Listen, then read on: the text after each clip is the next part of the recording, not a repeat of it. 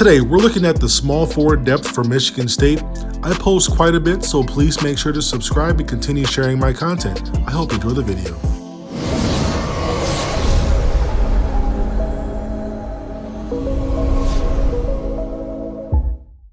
In the 2019-2020 season, the small forward position was locked down by Aaron Henry and Gabe Brown. Even though both players returned, the dynamics of the team have changed drastically that will impact the position. Emerging guards and forwards will also impact how this position is manned throughout the year. There's a lack of depth at the point guard and shooting guard spot. Then there's a lot of crowding in the front court. If a random, unsuspecting player outperforms their expectations, it'll impact the minutes at the small forward spot more than any other position. The candidates are all returning players in Aaron Henry, Gabe Brown, and Malik Hall. We're going to start out with the two players who may move into more small forward minutes, depending on how the team dynamic adjusts and changes.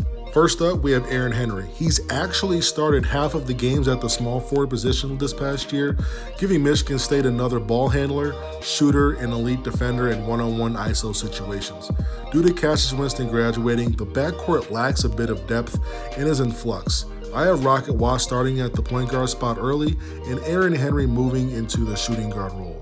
This is big for him because of his NBA aspirations, getting into his natural position and being productive there. He will also get minutes at the small forward spot. And remember, as I said earlier, if a random, unsuspecting player outperforms their expectations, it'll impact the minutes at this position more than others. Well, if OJ Hogard, Jack Hoiberg, or Foster Loyer commands more point guard minutes on the court, even if Josh Langford commands more shooting guard minutes, Izzo will not sit Henry or Watts.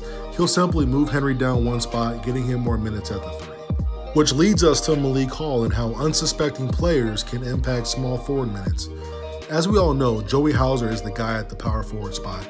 Don't be surprised if he's the team's best post-up player and three-point shooter.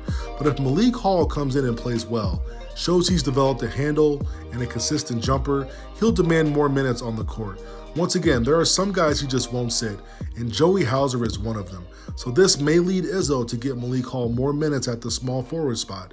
That being said, he's Gabe Brown's biggest competition and threat to start the season at the three. Hall needs to show his handle and shot, as mentioned earlier, but has to be fast in transition, a good and smart defender without foul trouble like he was in last year. As a sophomore, Gabe Brown had 16 starts on the wing. Brown is now a junior and ready to take over this position permanently. He brings energy, defense, shooting, and athleticism from the wing. He didn't show much of his handle last year, but that's something he has to get better in during the offseason and be more aggressive in attacking off the bouncing spots. At one point last season, he got a bit ill. You can see that his game was heavily impacted by it. A bit inconsistent throughout the year, but this season he has the ability to take his game to another level. Looking to hunt his shot more, looking to slash. Especially with guys like Henry, Watts, and Hauser on the court, there will be plenty of space for him to operate. He just needs to take advantage of it. The small forward position has multiple candidates to fill the spot, but Gabe Brown should step up and be that guy on opening night, bringing energy, taking his game to another level, being tough defensively, and a consistent threat on the offensive end. Overall, this position is one of the spots that Tom Izzo won't lose sleep over due to how much experience returns, with each piece bringing something different to the table.